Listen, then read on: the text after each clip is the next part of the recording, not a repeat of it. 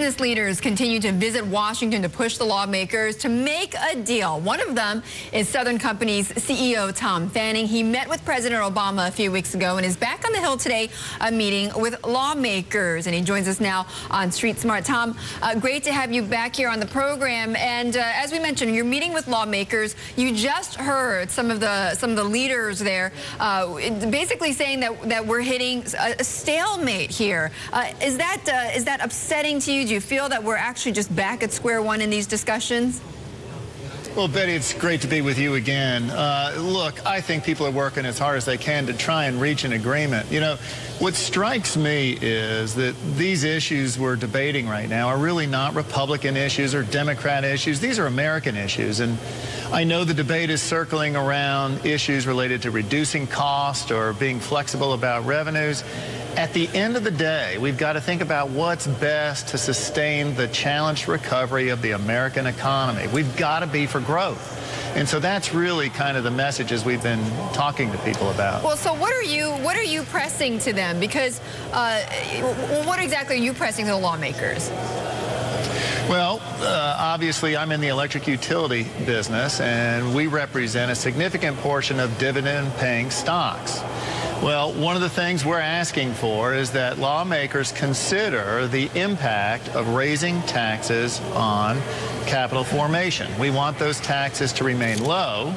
Moreover, there has been a lot of debate about capital gains versus dividends. We want those to remain linked. Parity is kind of the concept there. So keep those linked. Don't create an incentive for investors to go to either dividends or capital gains. Keep them constant. But would you keep the rates as low as Tom, possible. would you trade that off with higher rates on the wealthy?